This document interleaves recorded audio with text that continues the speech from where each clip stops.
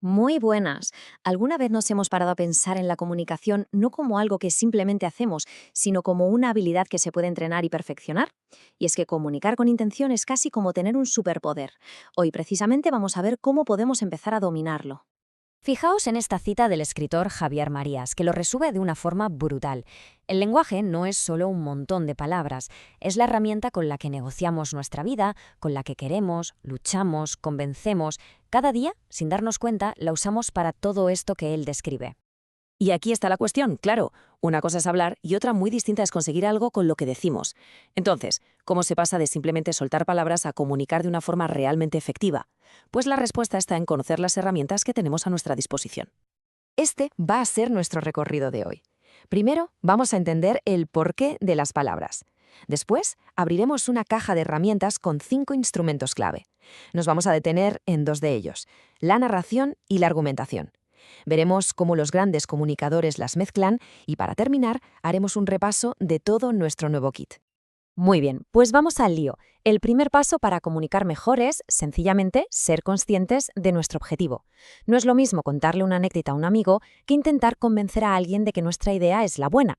Cada meta, como es lógico, necesita una estrategia distinta. Y bueno, estas estrategias tienen un nombre un poco técnico, modalidades textuales. Pero quedémonos con la idea de que son como los distintos modos o formatos que le damos a nuestro mensaje para que tenga un efecto u otro. Es el concepto que nos va a permitir organizar nuestra caja de herramientas. Ahora sí, vamos a abrir esa caja de herramientas. La comunicación eficaz se apoya fundamentalmente en 5 herramientas. Y lo interesante no es usar solo una, sino saber cuál sacar en cada momento y sobre todo cómo combinarlas para construir un mensaje que de verdad funcione. Y aquí las tenemos. La narración para contar historias, la descripción para pintar con palabras, el diálogo para intercambiar ideas cara a cara, la argumentación para convencer y la exposición para explicar algo de forma objetiva. Cada una tiene su función. Empecemos por la que probablemente es la más antigua y poderosa de todas, la narración. Llevamos contando historias desde el principio de los tiempos. Es algo que nos define como especie. Es nuestra forma de poner orden en el caos y dar sentido a lo que nos pasa. Y lo más curioso es que todas las historias, desde un cuento para niños hasta la novela más compleja, comparten una estructura básica. Todas se construyen con los mismos ladrillos, con unos pocos elementos esenciales que vamos a ver ahora mismo. Es casi como seguir una receta de cocina. Primero, hace falta un narrador, la voz que nos guía.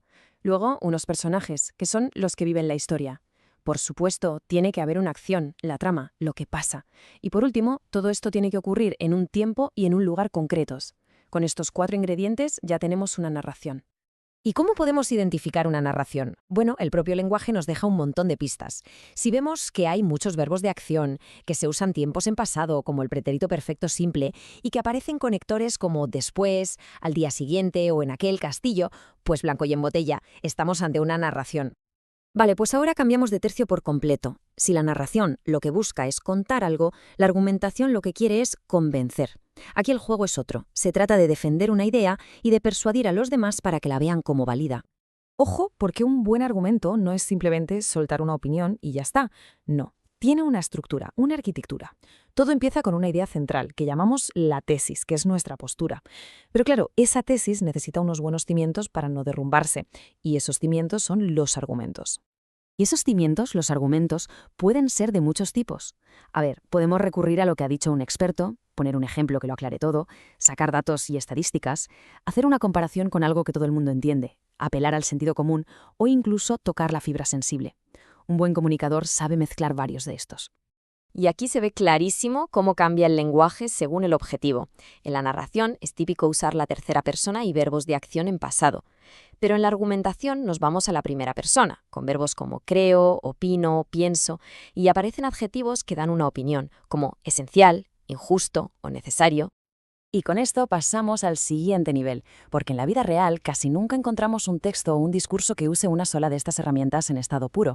Los comunicadores más hábiles son como artesanos, saben qué herramienta coger en cada momento y cómo combinarla con las demás para que el resultado sea perfecto. La realidad es que los textos más eficaces son híbridos. Un buen comunicador es como un chef, que no usa un solo ingrediente, sino que sabe mezclar sabores. Un poco de narración para enganchar, una pizca de descripción para ambientar y una base de argumentación para convencer. La maestría está en saber hacer esa mezcla.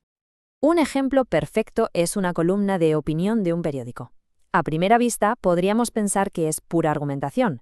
Su objetivo, al fin y al cabo, es darnos una opinión y convencernos.